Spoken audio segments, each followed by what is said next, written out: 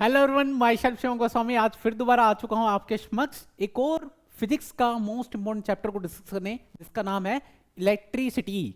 तो इसको हम बहुत ज़्यादा डिटेल डेप्थ में डिस्कस करेंगे, क्योंकि टीचर्स कंसेप्ट तो पढ़ा देते हैं बट उस लेवल के क्वेश्चंस आपको नहीं कराते जो आपको होने चाहिए। रीजन दैट उसकी वजह से आपको बोर्ड एग्जाम में जो आने वाले क्वेश्चंस आप टैकल ढंग से कर नहीं पाते और फिर आपको आती है डिमोटिवेशन। तो हम इस लेक्चर में हर उस वैरायटी के क्वेश्चंस को करेंगे जो आपके board of point of view से इंपॉर्टेंट है। तो टेंशन लेने वाली बात नहीं है, सारे पीवाईक्यूज यहाँ पे कवर करवा दूंगा। जो वैरायटी के क्वेश्चन आपको होने चाहिए वो सारे यहाँ पे डिस्कस हो जाएंगे। तो आइए स्टार्ट करते हैं। स्टार्ट होने से पहले आप फुली चार्ज हो या नहीं हो, आपकी हालत ऐसी है या ऐसी है, जल्दी से बता दो, क्योंकि मैं तो फुली चार्ज हूं, इसीलिए आपको भी चार्ज होना पड़ेगा, क्योंकि ऑल ओवर लेक्चर्स आप चार्ज रहोगे तभी तो हर वैरायटी के क्वेश्चंस को आप कवर कर पाओगे, है ना। तो आइए स्टार्ट करते हैं चैप्टर को स्टार्ट करने से पहले हम इस पार्ट में क्या डिस्कस करने वाले, क्योंकि ओवरऑल चैप्टर में हर एक चीज हम कवर करने वाले, बट इस पार्ट में हम बेसिकली इंट्रोड्यूस करवाएंगे अपने चैप्टर को, एंड चार्ज क्या होता है इसको हम डिस्कस करेंगे। तो आइए स्टार्ट करते हैं अपने चैप्टर का इंट्रोडक्शन। तो इंट्रोडक्शन स्टार्ट करने से पहले एक इंपॉर्टेंट क्वेश्चन या एक इंटरेस्टिंग क्वेश्चन जो आपके समक्ष लेके आया हूं मैं। आपने कभी इसके बारे में सोचा है या नहीं है वो मेरे को नहीं पता, बट सोचने वाली बात है। या सोचा पर हमने जो इलेक्ट्रीशियंस है उनको उल्टा बड़ा बुला बोल दिया, बट एक्चुअलिटी में इसके पीछे की एक साइंस है, बट आप ये कभी समझ नहीं पाए। तो आइए उस चीज पे आपको थोड़ा सा गौर कराया जाए कि एक्चुअल में ऐसी बात क्या है। ये जो मैं हाईलाइट कर रहा हूं, आप नोटिस कर रहे हो, जो ग्रिड लाइंस है, ये जो ग्रिड लाइंस है, पावर ग्रिड लाइंस, जिसके थ्रू आपकी सप्लाई घरों तक पहुंचती है। आपने कभी नोटिस किया है जो ग्रिड लाइंस में जो वायर्स है इतनी ज्यादा लूजली बाउंड होती क्यों है? बताओ बताओ। आया था ना ये सवाल, जो मन में आते हैं उसको बोल देते इलेक्ट्रिशियंस को, यार ये लटका के चले जाते, क्या गवर्नमेंट के पास पैसा ज्यादा है?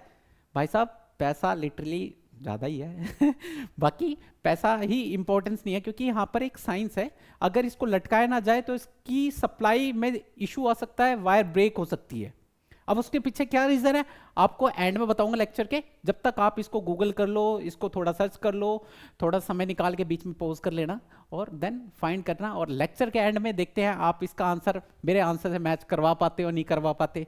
तो लेट्स सी, इसका आंसर आपको वहां पे लेक्चर के एंड में बताऊंगा। Now let's start our chapter अभी स्टार्ट करने से पहले थोड़ा सा एक बार इंट्रोड्यूस कराते हैं कि थोड़ा सा इलेक्ट्रिसिटी का पास देखते हैं। एक्चुअल में इलेक्ट्रिसिटी का फंडा क्या था, पहले क्या सोचा जाता था, अब क्या बात है और आगे क्या रहेगी वो भी देखेंगे, है ना। तो अब देखते हैं, स्टार्ट करते हैं। 200 साल पहले जो बात मानी जाती थी, 200 साल पहले, कब की बात कर रहा हूं, 200 years ago, most of people throat, मतलब वो सोच रहे थे कि मैग्नेटिज्म एंड इलेक्ट्रिसिटी, दो टर्म है, एक है इलेक्ट्रिसिटी और दूसरा है मैग्नेटिज्म। ये दो टर्म दोनों अलग अलग पहलू है, मतलब दोनों का एक दूसरे से कोई रिलेशन नहीं है, ऐसा मानते थे 200 साल पहले।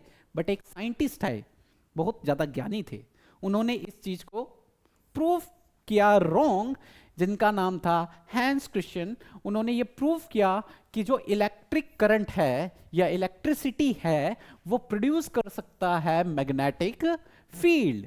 मतलब ये दोनों अलग टर्म नहीं है, वो दोनों एक दूसरे से क्या करती हैं, कोरिलेट करती हैं। अब ये चीज कहाँ एक्चुअल में कैसे हुआ, इसके पीछे इन्होंने एक एक्सपेरिमेंट किया था जो आपको मैं डिटेल में समझाऊंगा जब मैं पढ़ाऊंगा आपको magnetic effect of electric current को।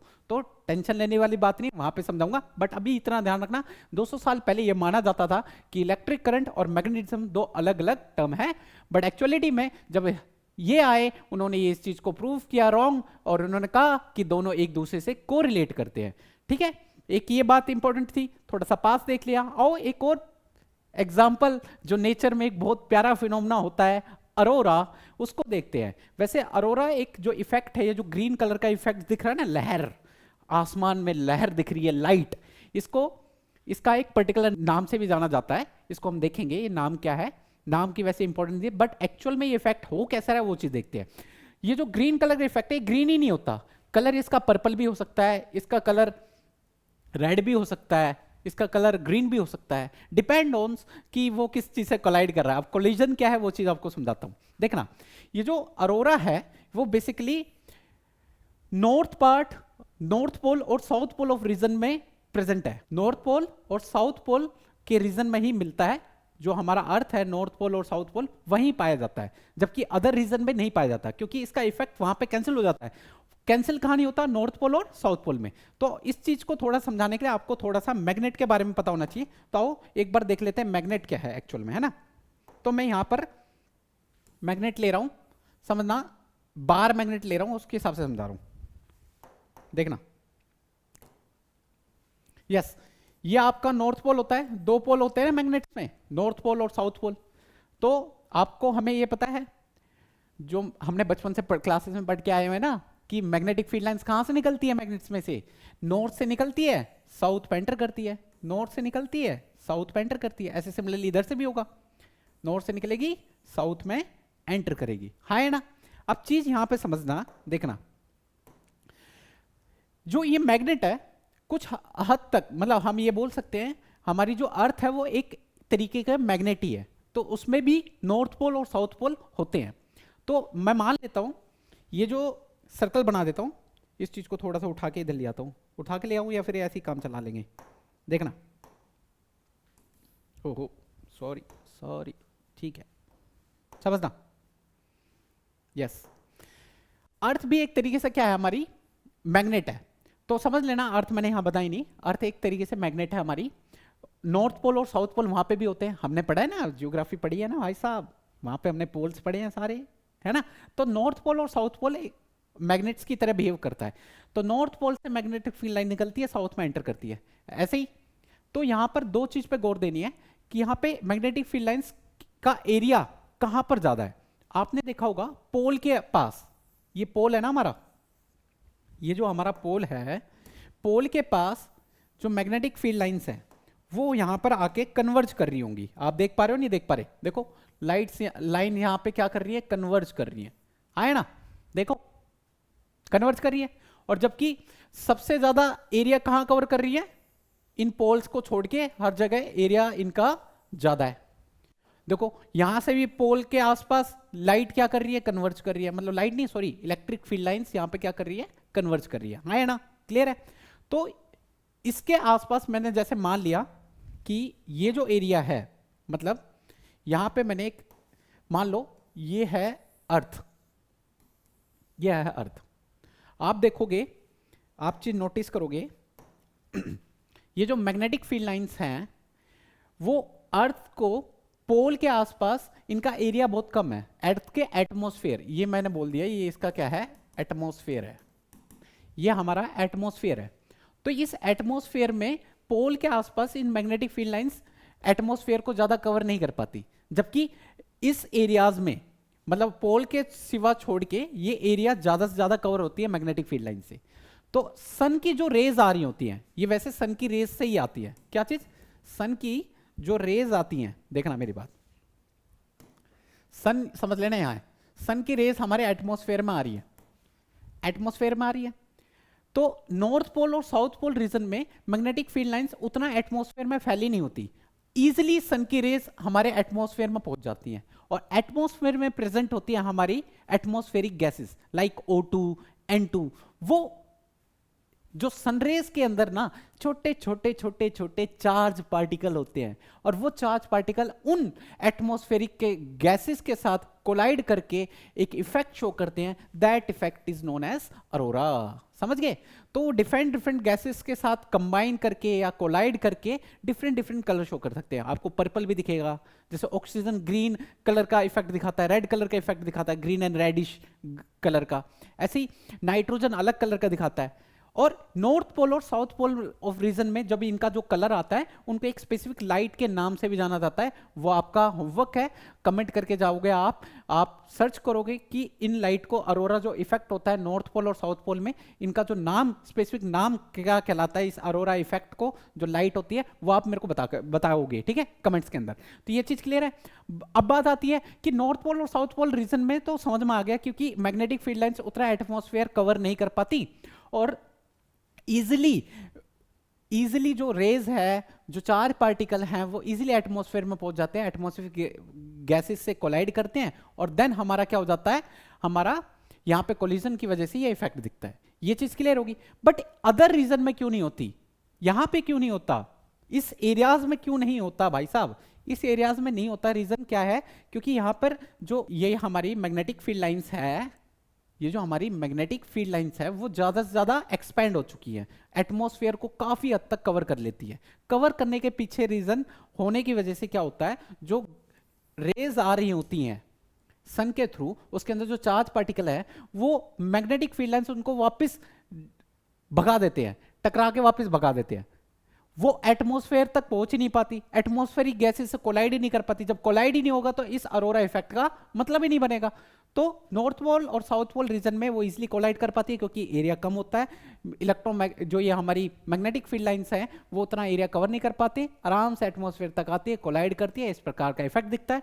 अदर रीजन में ये एक्सपैंड हुई पड़ी रहती हैं, एक्सपैंड हुई पड़ी रहती है, अधिकतम एटमॉस्फेयर ये कवर कर लेती हैं, और कवर करने की वजह से जो चार्ज पार्टिकल आते हैं उनको डिफ्लेक्ट करके वापस भेज देती है, और ये कोलाइड नहीं कर पाते एटमॉस्फेरिक गैसेस के साथ, तो आपका इफेक्ट शो नहीं हो पाता। तो सिंपल अरोरा एक इफेक्ट था, एक चार्ज पार्टिकल की इंपॉर्टेंस थी, यहां पर आपको चार्ज के प्रति कितना इंपॉर्टेंट है चार्ज, वो थोड़ा सा आपको थोड़ी सी महत्व बता रहा था, क्योंकि आज हम डिस्कस करेंगे चार्ज को, चार्ज की इंपॉर्टेंस ज्यादा है इस चैप्टर के अंदर, इसलिए चार्ज क्या है इसको हम डिस्कस करेंगे एंड में डिटेल में। तो आओ स्टार्ट करते हैं नेक्स्ट। हाँ जी, यस, इलेक्ट्रिसिटी। आप देखो, हम कभी आपने नोटिस किया है, नोटिस किया ना, हम स्विच ऑन करते हैं एकदम से लाइट ग्लो कर जाती है, मैं यहां स्विच ऑन करूंगा किलोमीटर दूर तक तुरंत इलेक्ट्रिसिटी भाग के जाएगी, वहां ना कोई चीज ग्लो कर जाएगी, या पंखा चल जाएगा, कुछ भी हो जाएगा, है ना। और एक और चीज नोटिस की हमने कि आपने कभी डे टू लाइफ में नोटिस की होगी, आप सर्दियों के टाइम पे जब आप अपने घरों में रेस्ट कर रहे होते हैं, आपने रूम का लाइट बंद कर रखा है, आपने स्वेटर पहन रखा है, आपने कंबल से अपने आप को ढक रखा है, सब कुछ सेट कर रखा है, जैसे ही आप सोने के लिए उस स्वेटर को उतारते हो, वुलन क्लॉथ को उतारते हो, उतारते ही क्या होता है, आपने कभी नोटिस किया है, जब उतारते हो तुम, उतारते ही आपको एक फ्लिकरिंग सी दिखती है लाइट की, ऐसा क्या होता है, और आपको कभी कभार आपने नोटिस किया उससे आवाज भी आती है चट चट, दैट्स थोड़ी सी इलेक्ट्रिक इफेक्ट दिखता है। क्यों होता है ऐसा, क्योंकि वहां पे चार्जेस होते हैं, वो चार्जेस ऐसा कुछ करते हैं, अब वो कैसे करते हैं वो चीज मैं आपको बताऊंगा अभी डिटेल में, बस इतना ध्यान रखो, है ना, ये चीज नोटिस करने वाली बात है ना। और कभी कभार आपने कंबलों में देखा होगा, कंबल को काफी हद तक आपने कंबल को कवर करके काफी देर तक आप बैठे हुए हो और अपना काम कर रहे हो, लैपटॉप से स्टडी कर रहे हो, अपनी फोन चला रहे हो, एवरीथिंग कुछ भी कर रहे हो, और कुछ देर बाद उस कंबल को जब हटाते हो, अगर आपका रूम में अंधेरा है तो आपको फिर दोबारा वहां पे लाइटनिंग या चट चट की आवाज सुनाई देती है, क्योंकि वहां पे चार्जेस हैं जो इस प्रकार का इफेक्ट शो करती है। अब वो कैसे चार्जेस वहां पे डेवलप होते हैं, क्या फंडा होता है, एक्चुअल मैकेनिज्म क्या रहती है, वो सारी चीज आपको डिटेल में अभी बताऊंगा, ठीक है। तो आप एक चीज नोटिस कर रहे हो, इलेक्ट्रिसिटी हमारे अराउंड अस हर जगह है, आप कूलर चालू कर रहे हो, पंखा चालू कर रहे हो, टीवी देख रहे हो, everything, washing machine, mummy papa सभी यूज कर रहे हो, डे टू लाइफ में बचपन से खेलते हुए आ रहे हैं हम इलेक्ट्रिसिटी, खेलते नहीं, यूज करते हुए आ रहे हैं, समझ रहे हो मेरी बात। तो इलेक्ट्रिसिटी हमारे आसपास है, जैसे हम नेचुरली देख ले, जब बारिश होती है तो lighting in the sky, electricity, glowing of the lamp, what atoms holds together, atoms, protons, electrons, neutrons कैसे एक दूसरे से जुड़े हुए हैं, कैसे एटम्स के अंदर ये इलेक्ट्रॉन्स घूम रहे हैं न्यूक्लियस के अराउंड, प्रोटॉन्स और न्यूट्रॉन्स जो है न्यूक्लियस के अंदर कैसे प्रेजेंट है, ये सारी चीजें कैसे होल्ड हुए पड़े हैं, उसके पीछे भी हद तक का रीजन कुछ इलेक्ट्रिसिटी भी है। इवन आप इतनी दूर तक ही क्यों देख रहे हो, ये तो एटम है, ये lighting the sky, glowing the lamp, ये तो चलो ठीक है, इलेक्ट्रिक ईल, आपके ईल एक मछली है ना जो इलेक्ट्रिक ईल है, दैट्स द इलेक्ट्रिसिटी, उनके अंदर भी इलेक्ट्रिसिटी है। इवन आप इतनी दूर में मत देखो, आप अपने अंदर खुद को ही देखो, आपके अंदर जो सिग्नल्स जा रहे हैं ब्रेन के अंदर नर्व्स के थ्रू, वो सिग्नल्स भी आपके कौन से हैं, इलेक्ट्रिक सिग्नल है। कैसे हैं भाइयों, इलेक्ट्रिक सिग्नल्स। जैसे आप कोई चीज देख रहे हो, वो देखने के बाद जो आपकी इमेज है वो रेटिना पे बनती है, रेटिना से पे पाए जाते हैं फोटो रिसेप्टर्स जो होते हैं, रोड्स एंड कोन्स, और भी सारी चीजें होती हैं, वो क्या करते हैं, उन सिग्नल्स को कन्वर्ट करते हैं, विजुअल सिग्नल्स को कन्वर्ट करते हैं इलेक्ट्रिकल सिग्नल में, और वो सिग्नल फिर नर्व के थ्रू जाते हैं हमारे ब्रेन तक, और ब्रेन पे जाके वो 3D विजुअलाइजेशन में कन्वर्ट होता है। इवन कभी आपको किसी ने क्या काटा, चींटी काट ली, चींटी ने काट लिया, तो आपको पता कैसे चलता है, चींटी ने काटा, वहां के नर्व्स एक्टिव है, नर्व्स ने क्या किया, उस सिग्नल को कन्वर्ट किया इलेक्ट्रिकल सिग्नल में, एंड देन वो नर्व्स के थ्रू गया ब्रेन में, और देन हमें कुछ चीजें पता चल गई। तो सिग्नल्स जो हमारे हैं, नर्व इंपल्सेस, वो भी एक तरीके से जो सिग्नल्स आपके जनरेट होते हैं वो आपके क्या है, इलेक्ट्रिसिटी। तो electricity is all around us, electricity हर जगह है, हम डे टू लाइफ में बहुत ज्यादा इसका यूज कर रहे हैं, बट हमें यूज तो करना आता है इलेक्ट्रिसिटी को, but what actuality electricity is वो नहीं पता। जैसे आप देख सकते हो, हमें पता है देखना, वी मे नॉट, अरे भाई साहब कलर चेंज हो जाओ, we may not understand what electricity is, but we understand how to use it. हमें ये पता है कि यूज कैसे करना है, बट एक्चुअलिटी में इलेक्ट्रिसिटी होती क्या है, उसके पीछे एक्चुअल मैकेनिज्म क्या है, एक्चुअल कंसेप्ट क्या है, वो नहीं पता भाई साहब। वो चीज इस चैप्टर में हम जानने का प्रयास करेंगे, बहुत ज्यादा डिटेल में समझाने की कोशिश करूंगा, टेंशन लेने बात नहीं है, बस बने रहे, ठीक है। तो टीवी चलाते हो, हाँ भाई साहब, किसकी वजह से चलती है, इलेक्ट्रिसिटी है भाई। माइक्रोवेव मम्मी यूज करती हैं, है ना, करते कभी कभार आप भी बना लेते हो कुछ ना कुछ, है ना। बल्ब जलाते हो, ये तो जलाते हैं भाई साहब। इतने प्यारे प्यारे इलेक्ट्रॉनिक्स यूज करते हो, कैमरास यूज करते हो, ये किसकी वजह से पॉसिबल हो पाया, इलेक्ट्रिसिटी। यूज करना आता है, बट एक्चुअल में क्या कंसेप्ट है वो नहीं पता, वो सब पता चलेगा, बस थोड़ा सा समय और दे दो, बस अभी निपटा दूंगा, ठीक है। आओ, इलेक्ट्रिसिटी चैप्टर को स्टार्ट करने से पहले जो चीजें आपको थोड़ा सा कंडक्टर के बारे में पता होना चाहिए, क्योंकि कंडक्टर ही तो इलेक्ट्रिसिटी कंडक्ट करते हैं। क्या इंसुलेटर भी इलेक्ट्रिसिटी कंडक्ट कर सकते हैं क्या, इलेक्ट्रिसिटी तो नहीं कर सकते, बट वो चार्ज जरूर अपने अंदर रखते हैं इंसुलेटर्स। और कंडक्टर भी की कहानी भी चार्ज के थ्रू होती है, तो चार्ज कंडक्टर भी कहानी भी होती है, इंसुलेटर भी कहानी होती है। अब क्या होता है ये चीज, कैसे भैया ये क्या बोल रहे हो, अभी रुक जाओ 2 मिनट, अभी क्लियर करता हूं।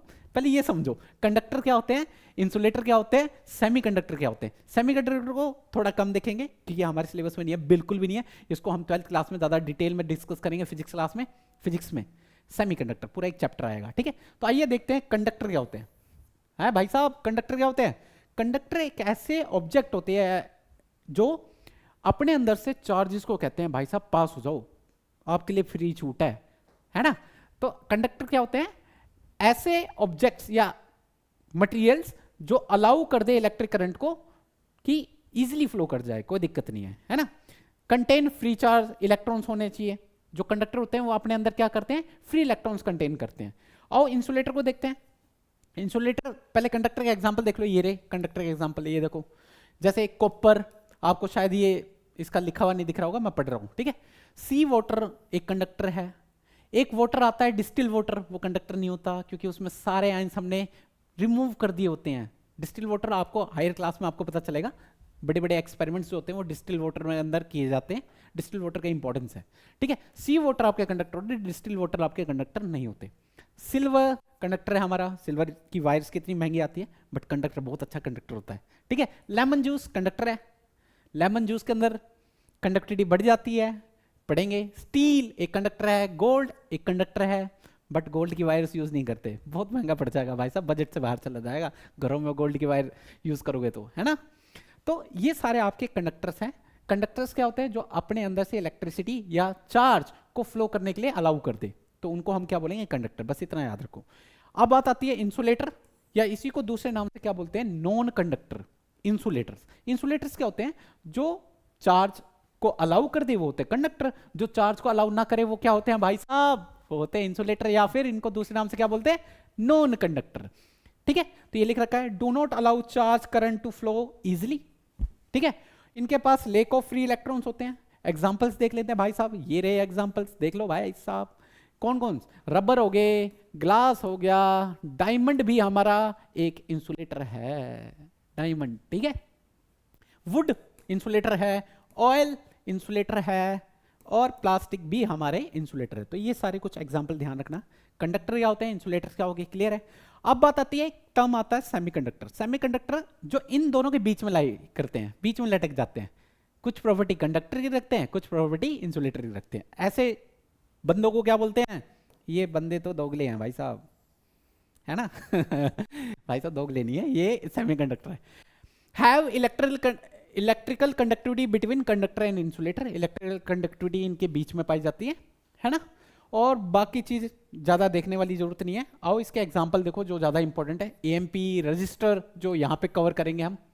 भाई साहब ये क्या हो गया, आगे जो, हाँ रजिस्टर कवर करेंगे, ठीक है। आईसीएस क्या होता है धीरे धीरे पता चलेंगे। ट्रांजिस्टर्स क्या होते हैं, कैपेसिटर, डायोड्स, ये सारे आपके क्या होते हैं, आपके सारे सेमीकंडक्टर्स होते हैं। पूरे चैप्टर्स जो आप 12th क्लास में जाओगे ना, पूरे इन सभी के बारे में सारा डिटेल में पढ़ोगे आप फिजिक्स में, सेमीकंडक्टर, ठीक है। पूरा एक चैप्टर है, इंटरेस्टिंग होगा आपके लिए, है ना? तो चीजें देखते आओ, कंडक्टर क्या होते हैं, इंसुलेटर क्या होता है, सेमीकंडक्टर क्या होते हैं, क्लियर हो गया। आओ चैप्टर को स्टार्ट करते हैं। एक्चुअल में हम चैप्टर की स्टडी, इलेक्ट्रिसिटी का मतलब क्या होता है उस चीज को समझते हैं। इलेक्ट्रिसिटी जो है एक्चुअल में जो इलेक्ट्रिसिटी है, electricity is nothing, is the study of charges. क्या होती है? Electricity is the study of charges. Charges की स्टडी को हम बोलते हैं इलेक्ट्रिसिटी। अब चार्जेस क्या होते हैं भाई साहब? चार्जेस में आपको एंड वाली स्लाइड जो है हम फिजिकल क्वांटिटीज की पढ़ेंगे, तो चार्जेस आपको वहां पे डिटेल बताएंगे, समझ रहे हो? चार्ज का थोड़ा सा हल्का फुल्का आइडिया यहां दे रहा हूं, बाकी डिटेल में वहां देखेंगे, जिससे काम बन जाए, आपको दिक्कत ना आए, है ना भाई साहब? जिससे काम बन जाए, आपको दिक्कत ना आए, वो काम कर देते हैं। आप समझ जाओ चीजें चल क्या रही हैं, वो समझ जाओ। तो चार्जेस देखो भाई साहब,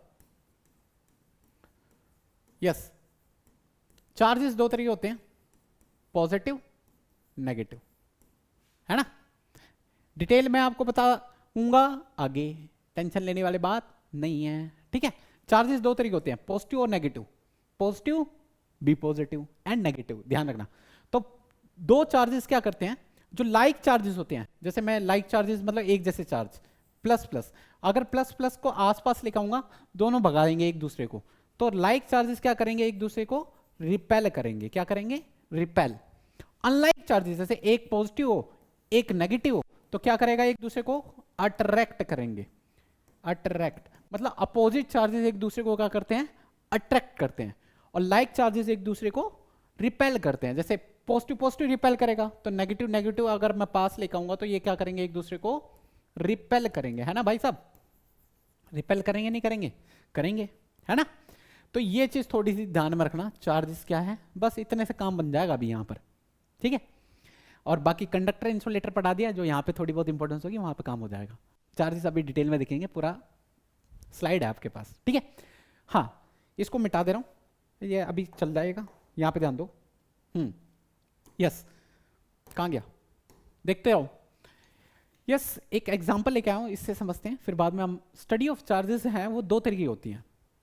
चार्ज की study eight the position of rest, और दूसरी study of charges at the position of motion.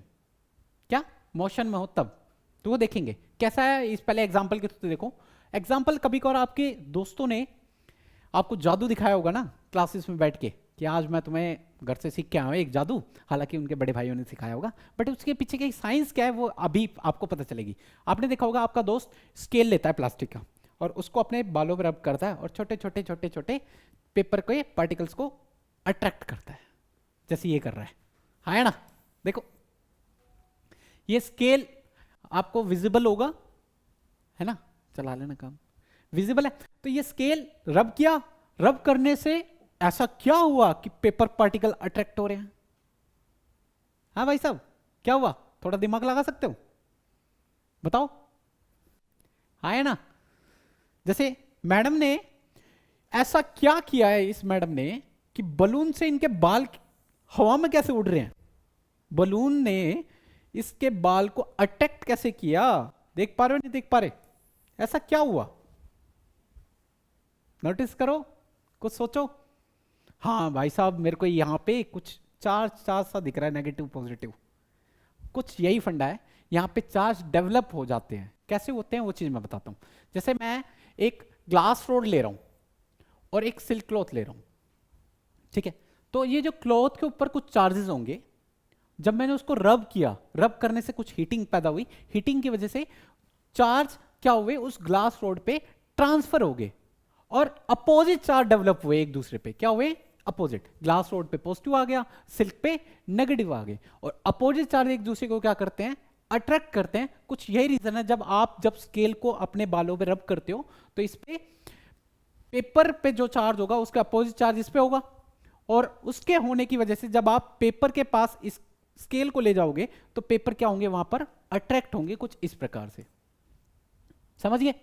तो चार्ज कैसे डेवलप होते हैं, हमने इसको रब किया, रब करने के बाद चार्जेस इस पे ट्रांसफर हो गए, और ट्रांसफर होने के बाद ये फिर इसने पार्टिकल्स को क्या किया, अट्रैक्ट किया। सिमिलरली यहां पे इस मोहतरमा ने क्या किया, एक बलून लिया, और बलून यहां पे अनचार्ज था, शायद ये आपको नहीं दिख रहा होगा, कोई बात नहीं मैं बता रहा हूं। बलून यहां पर अनचार्ज था, अनचार्ज मतलब बलून पे कोई चार्ज नहीं था। जब नहीं था तो ये बलून इसके बाल को अट्रैक्ट नहीं कर रहा था। फिर इस मोहतरमा ने क्या किया, इस मैडम ने क्या किया, अपने ये जो वूल सिल्क का जो मतलब जो अपना ड्रेस पहन रही थी, उस ड्रेस पे बलून को क्या किया, रगड़ा।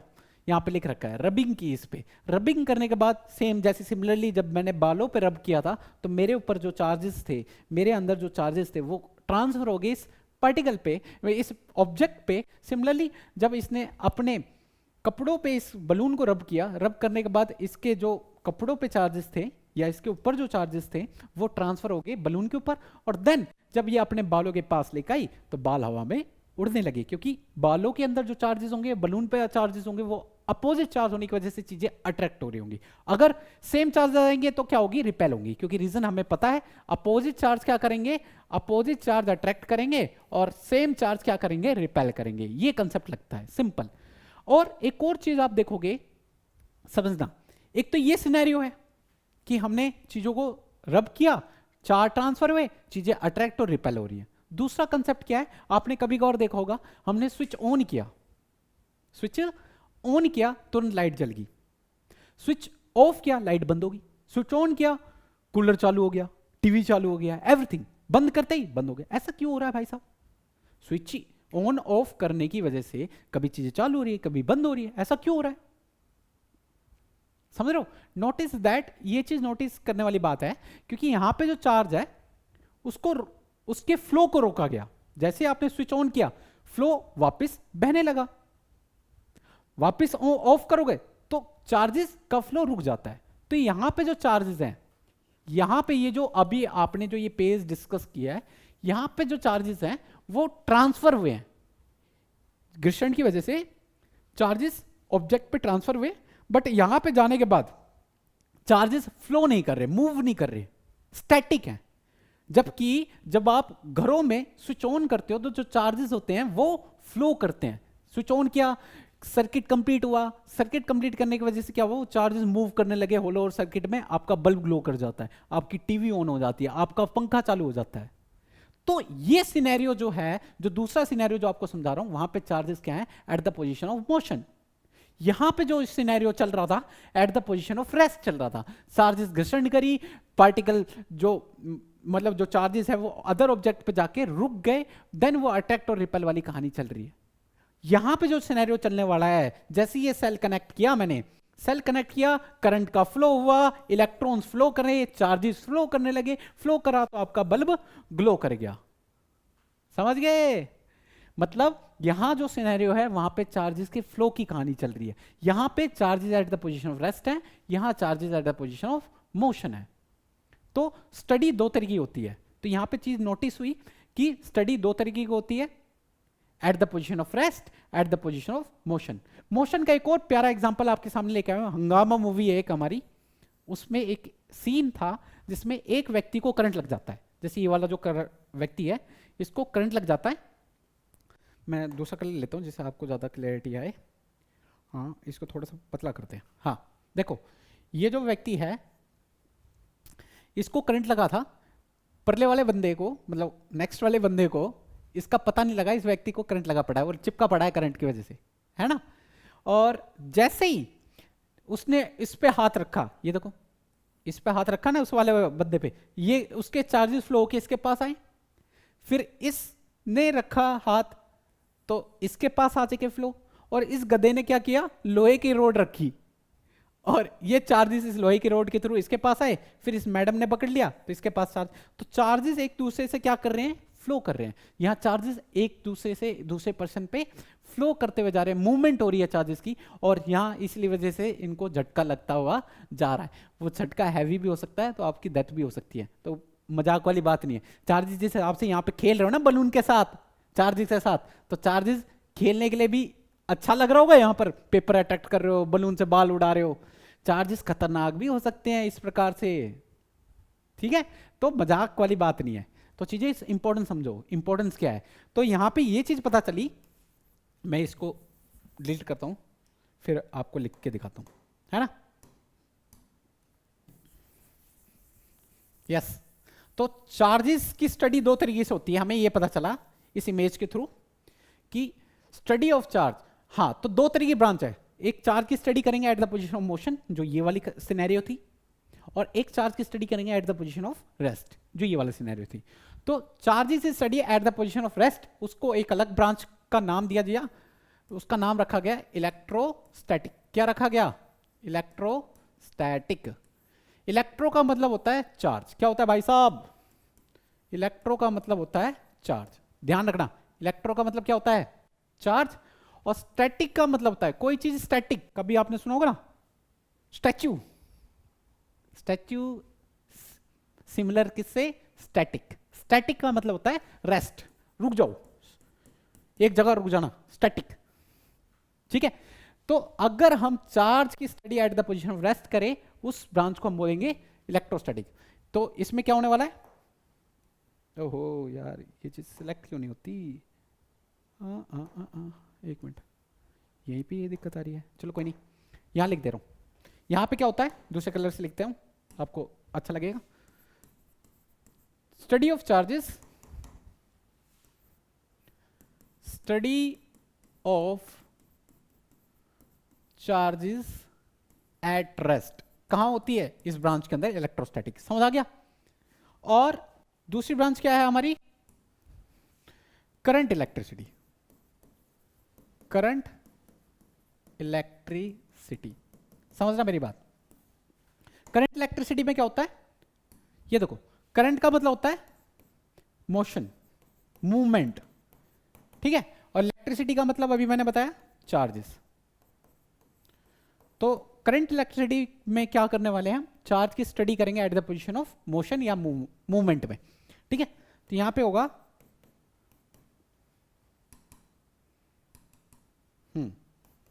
यहां पे क्या होने वाला है? Study of charges at motion. Simple है। तो दो तरीके स्टडी है, study of charges at the position of rest, study of charges at the position of motion.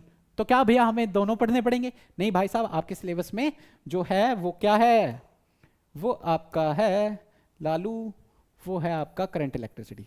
तो हम करंट व इलेक्ट्रिसिटी को डिस्कस करेंगे, इसको नहीं करेंगे, ये हमारे सिलेबस में नहीं है। हायर क्लासेस में जब आप 12th क्लास में जाओगे, ये दोनों ही डिस्कस करोगे आप फिजिक्स में। तो करंट इलेक्ट्रिसिटी पढ़ोगे, इलेक्ट्रोस्टैटिक भी पढ़ोगे, बहुत प्यारा चैप्टर बनेगा। अब एक चीज और आपको, आपका जो ध्यान है एक जगह और केंद्रित करूंगा, इंपॉर्टेंस समझाऊंगा। आपने एक चीज नोटिस किया, चलो आपको एक इंपॉर्टेंस समझाने की कोशिश करता हूं, समझना मेरी बात। आप ये प्लास्टिक का स्केल देख रहे हो? प्लास्टिक के स्केल से जब आप रब करोगे, चार्जेस फ्लो हो जाएंगे, है ना। चार्जेस जब फ्लो हो जाएंगे, आप फिर पेपर के पार्टिकल्स क्या करना? अट्रैक्ट करोगे, इजिली अट्रैक्ट करोगे। क्या भैया मैं लोहे का स्केल से काम कर सकता हूं? नहीं होगा। रीजन इज दैट लोहा क्या है, वहां पे इंपॉर्टेंस आपको जो समझाने वाला हूं वो है कंडक्टर और इंसुलेटर की इंपॉर्टेंस। जो कंडक्टर है, लोहा एक कंडक्टर है, कंडक्टर को जब आप रब करोगे, चार्जेस तो फ्लो हो जाएंगे, चार्जेस क्या कर जाएंगे? इस पर ट्रांसफर हो जाएंगे। बट कंडक्टर की प्रॉपर्टी है, हम पढ़ के आ रहे हैं ना, कंडक्टर की प्रॉपर्टी क्या है? वो अपने अंदर से इलेक्ट्रिसिटी या इलेक्ट्रिक करंट को या चार्जेस को अपने अंदर से क्या करवा देता है? फ्लो करवा देता है इजीली। जबकि इंसुलेटर क्या काम करता है? वो फ्लो नहीं करने देता। यही रीजन है कि अगर आप प्लास्टिक के स्केल से ये काम करते हो, प्लास्टिक को रब करते हो, चार्जेस यहाँ पे चले जाते हैं, चले जाने की वजह से वो चार्जेस यहाँ पे रेस्ट में है, घूमते फिरते नहीं है, रैंडम मोशन नहीं होता, एक जगह स्टैटिक रहते हैं। तो आप उसको पेपर के पास ले लोगे तो चीजें अट्रैक्ट होंगी। अगर लाइक चार्जेस होंगे रिपेल होगा, अनलाइक होगा तो अट्रैक्ट होगा। समझ आ गई मेरी बात?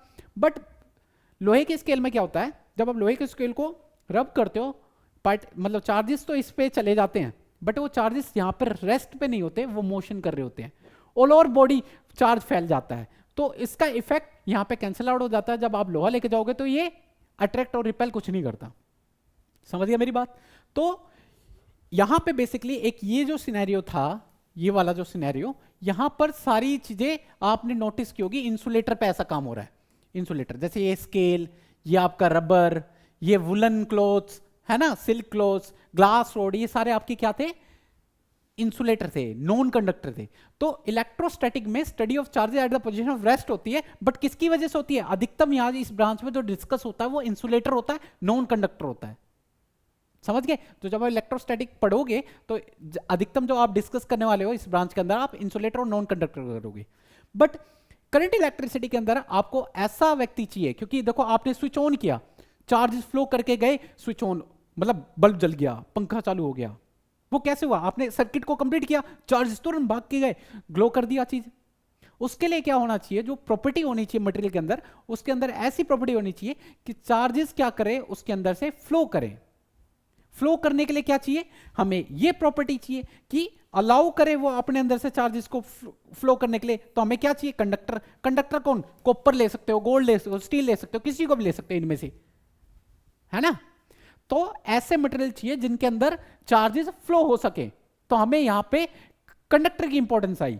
तो करंट इलेक्ट्रिसिटी के अंदर जो हम डिस्कस करेंगे मेनली, वहां पर कंडक्टर को डिस्कस करेंगे। आई बात समझे? इंसुलेटर्स काम नहीं चलेगा। इंसुलेटर चलेंगे, नॉन कंडक्टर चलेंगे इलेक्ट्रोस्टैटिक के अंदर, और कंडक्टर चलेंगे किसके अंदर? आपके करंट इलेक्ट्रिसिटी के अंदर।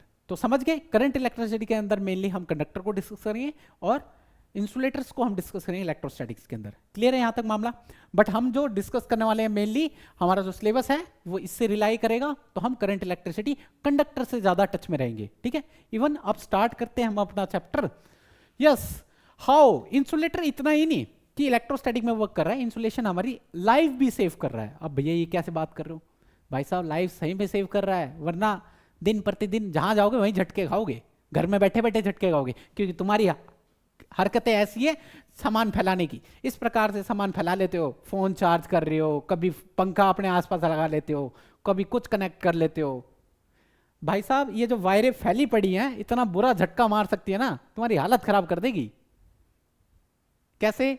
भाई साहब ये देखो, ये जो वायर है आपको दिख रही है, ये जो वायर का ये जो मटेरियल ये दिख रहा है ना आपको, ये वाला कॉपर वाला, कॉपर कलर, ये जो कॉपर वायर है, ये तो आपकी क्या है? ये तो आपकी क्या है? ये जो कॉपर वायर है, ये तो आपकी क्या है? आपने कभी नोटिस की होगी, कहां गया? ये जो है आपकी, ये तो आपकी कंडक्टर है, हाँ है ना?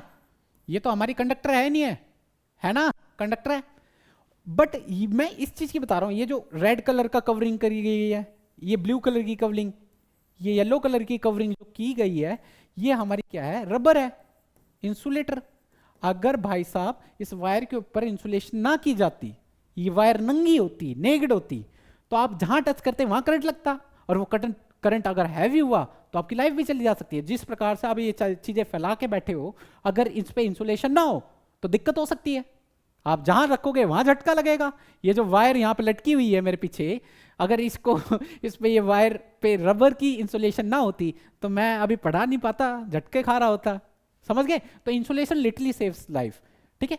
तो इंसुलेटर की इंपॉर्टेंस भी बहुत ज्यादा इंपॉर्टेंट रखता है हमारी लाइफ के अंदर। ठीक है? सिंपल कंडक्टर से ही काम नहीं चलेगा, इंसुलेशन भी होना जरूरी है, सेफ्टी भी बहुत इंपॉर्टेंट है ना? अब बात आते हैं, कंडक्टर कंडक्ट करते हैं इलेक्ट्रिसिटी को, हमें पता है, क्योंकि भैया हमें अभी पता है आपने कि कंडक्टर्स क्या करते हैं, अपने अंदर से चार्जेस को फ्लो करते हैं, इजीली करंट होती है, इलेक्ट्रिसिटी कंडक्ट करती है। तो हमें यह भी पता है मेटल एक अच्छा कंडक्टर है। तो कंडक्टर की क्राइटेरिया क्या है? कंडक्टर होने की क्राइटेरिया, किसी चीज का होने का की क्या कुछ ना कुछ क्राइटेरिया होती है। जैसे किसी व्यक्ति को चुनाव लड़ना है इंडिया के अंदर, अगर वो बाहर का व्यक्ति है, ऐसे आगे थोड़ी चुनाव लड़ लेगा, कुछ क्राइटेरिया फुलफिल करना पड़ता है, तब जाके पॉसिबल हो पाएगी। तो ऐसे कंडक्टर होने के लिए, to become a good conductor, कुछ क्राइटेरिया होती है, अगर उसको फॉलो कर दोगे, उसको फुलफिल कर दोगे, तो आप एक अच्छे कंडक्टर कहलाओगे। तो भैया बता दो भैया कंडक्टर के होने की क्राइटेरिया क्या है? तो आओ समझाते हैं आपको कंडक्टर की होने की क्राइटेरिया क्या है। सिंपल क्राइटेरिया है, वो बस कुछ नहीं मांगते आपसे, फ्री इलेक्ट्रॉन्स मांगते हैं। तो for any materials to be a good conductor they must possess free charge carrier, मतलब उसमें क्या होना चाहिए, फ्री चार्ज कैरियर होना चाहिए। तो कंडक्टर होने की क्राइटेरिया यही है कि वो व्यक्ति तभी कंडक्टर कहलाएगा जब उसके अंदर क्या हो, फ्री चार्जेस। तो बात आ रही है how do metals conduct electricity, क्यों करते हैं भाई, मेटल कंडक्ट करते हैं इलेक्ट्रिसिटी, मेटल एक कंडक्टर है, कंडक्टर है मतलब उसके पास फ्री चार्जेस है, मतलब कैसे हुए फ्री चार्जेस। तो उसको समझने के लिए आप एक स्लाइड में समझो, समझना मेरी बात। देखो कोई भी चीज, समझना मेरी बात, देखो हर एक चीज किससे बनी है, हर एक चीज किससे बनी है भाई साहब, ऑब्वियस बात है यार, एटम। तो हर एक चीज किससे बनी है, एटम से बनी है भाई साहब, एटम से। और एटम खुद एक इतना छोटा पार्टिकल है, हम नेक्ड आई से देख नहीं सकते, फिर भी इसके अंदर छोटे छोटे छोटे छोटे और भी स्पीसीज पाई जाती हैं, पार्टिकल्स पाए जाते हैं, जिनको हम बोलते हैं दूसरे नाम से क्या भाई साहब, क्या बोलते हैं, सब एटॉमिक पार्टिकल। क्या बोलते हैं इसको, जल्दी जल्दी से एक बार समझ लो फिर आपको उस पर आ जाएंगे। सब एटॉमिक पार्टिकल, ठीक है। तो एटम के अंदर क्या पाए जाते हैं, सब एटॉमिक पार्टिकल्स पाए जाते हैं, ठीक है। और उन सब एटॉमिक पार्टिकल्स को क्या कहते हैं, जल्दी बता दो, जल्दी बता दो भाई साहब, उन सब एटॉमिक पार्टिकल्स को क्या कहते हैं, कौन कौन से होते हैं सब एटॉमिक पार्टिकल्स।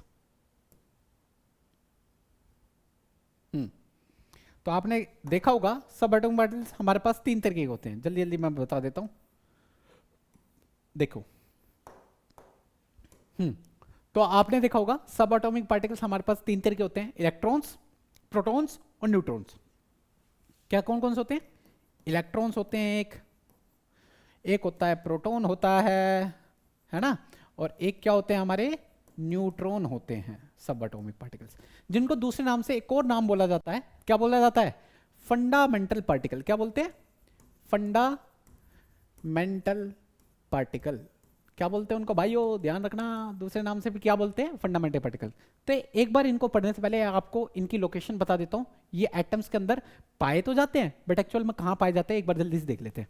तो आप देखो एटम कैसा शेप का होता है, spherical, atom are spherical in shape. और एटम के अंदर क्या पाया जाता है, बीच में हमने पढ़ा है भाई साहब, क्या पाया जाता है, न्यूक्लियस पाया जाता है, हमें पता है, तो बना दिया न्यूक्लियस। तो आओ जल्दी से देखो यस तो तीनों पार्टिकल्स होते हैं आपके, होते हैं इलेक्ट्रॉन होते हैं, प्रोटॉन होते हैं, न्यूट्रॉन होते हैं। जल्दी से इसके एक बार सिंबल से देखो, सिंबल क्या होता है। तो इलेक्ट्रॉन को ई से दिखाते हैं, इलेक्ट्रॉन को सिंबलाइज करते हैं किससे, ई से, प्रोटॉन को पी से, और न्यूट्रॉन्स को जीरो, न्यूट्रॉन्स पे जीरो से शो करते हैं, या आप इसका सिंबल बना सकते हो N0, सिंपल, न्यूट्रॉन पे जीरो। रीजन इज दैट, एक बार इसके चार्ज को भी देख लो जल्दी से, इलेक्ट्रॉन पे नेगेटिव चार्ज होता है, प्रोटॉन पे पॉजिटिव चार्ज होता है, और न्यूट्रॉन पे चार्ज ही नहीं होता, तभी तो न्यूट्रल, जीरो चार्ज। इलेक्ट्रॉन में नेगेटिव होता है इसलिए ई पे नेगेटिव दिखाते हैं, पी पे पॉजिटिव दिखाते हैं क्योंकि इस पे पॉजिटिव चार्ज होता है, न्यूट्रॉन पे जीरो इसलिए लगाते हैं वो न्यूट्रल होता है। तो मैं अब लोकेशन बता रहा हूं, जो ये तीन फंडामेंटल पार्टिकल्स हैं जो न्यूक्लियस के अंदर जो पाए जाते हैं, कौन, न्यूक्लियस के अंदर, न्यूक्लियस के अंदर आपके दो चीज पाए जाते हैं, आपके प्रोटॉन्स पाए जाते हैं और न्यूट्रॉन्स पाए जाते हैं। तो यहां मैं मेंशन कर दे रहा हूं, प्रोटॉन्स पाए जाते हैं, एक मिनट, एक पाया जाता है आपका प्रोटॉन और एक पाया जाता है आपका न्यूट्रॉन्स, क्लियर है। और इलेक्ट्रॉन्स बाहर घूम रहे होते हैं न्यूक्लियस के बाहर, न्यूक्लियस के बाहर कहां पाए जाते हैं, कौन पाया जाता है, इलेक्ट्रॉन। तो समझ गए, तो न्यूक्लियस के अंदर कौन कौन मिलते हैं, प्रोटॉन और न्यूट्रॉन, और इन दोनों को दूसरे नाम से जाना जाता है न्यूक्लियॉन्स, ठीक है। तो बस ये थोड़ी थोड़ी कुछ टर्म है, ध्यान रखना, यूज कर लेता है, न्यूक्लियॉन्स क्या होते हैं, वैसे हम डिटेल में चैप्टर को पढ़ेंगे तब वहां पे और ज्यादा क्लियरिटी दूंगा, अभी बस थोड़ा सा ध्यान रख लो। न्यूक्लियस के अंदर प्रोटॉन और न्यूट्रॉन पाए जाते हैं जिनको न्यूक्लियॉन्स बोलते हैं, न्यूक्लियस के बाहर इलेक्ट्रॉन्स पाए जाते हैं, ऑर्बिट्स के अंदर और ऑर्बिटल्स के अंदर पाए जाते हैं, वो देखेंगे हम। और फंडामेंटल पार्टिकल किसे कहते हैं, ये तीन तरह के फंडामेंटल पार्टिकल्स होते हैं, और इन पे चार्ज क्या होता है वो चार चीज देख ली, चार्ज को चार्ज आ गया, चार्ज को डिस्कस करेंगे तो इन पे एक्चुअल चार्ज क्या होता है वहां पे बताऊंगा। अभी बस इतने से काम बन जाएगा, ठीक है। सिंबल पता चल गया, चार्ज पता चल गया। आओ स्टार्ट करते हैं। How do metal conduct electricity. तो आपने देखा होगा मेटल, देखना मेरी बात, आपने पीरियोडिक टेबल देखा होगा, नहीं देखा तो एक बार ध्यान से जो मैं बता रहा हूं उसको ध्यान में रखना।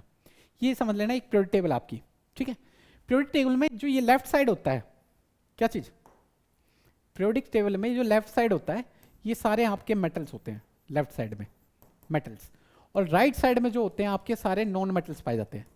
और पता है तो अच्छी बात है, नहीं पता तो बस ध्यान रखना, ठीक है। लेफ्ट साइड में कौन पाए जाते हैं, आपके मेटल्स पाए जाते हैं, और राइट साइड में जो पाए जाते हैं आपके नॉन मेटल्स पाए जाते हैं। बीच की बात बीच की रहने दो, अभी जरूरत नहीं है, ठीक है। और एक और चीज जो आपको इंपॉर्टेंट ध्यान रखनी है जो मैं बता रहा हूं कि जब आप लेफ्ट टू राइट जाते हो, क्या लेफ्ट टू राइट जाते हो अलोंग द पीरियड, तो आप देखोगे साइज को घटते हुए देखोगे। साइज क्या हो जाएगा यहां पर, डिक्रीज हो जाएगा। जब आप लेफ्ट टू राइट जाओगे तो साइज क्या होते हैं, डिक्रीज। मतलब मेटल से नॉन मेटल की ओर जाओगे तो मेटल का साइज बड़ा होगा, नॉन मेटल की तरफ जाओगे तो साइज क्या हो जाएगा, छोटा होता जाएगा। ये क्लियर है, मेरी बात समझ आ गई।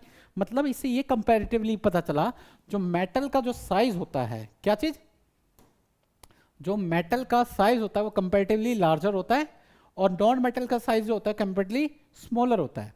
हालांकि मैंने जो इमेजेस लिए हैं उसमें दोनों बराबर आ रही हैं, आप समझना कि मेटल्स जो होते हैं वो कंपैरेटिवली लार्जर साइज के होते हैं, और नॉन मेटल्स जो होते हैं वो कंपैरेटिवली स्मॉलर साइज के होते हैं। तो मैं एक इसको हटा देता हूं जिससे आप थोड़ा सा कंफ्यूज कम हो, समझना मेरी बात, ठीक है। बाकी ये कैसे होता है लेफ्ट राइट साइज का decrement, periodic classification of element मैं पढ़ाऊंगा, तब वहां पे क्लियरिटी आएगी, ठीक है।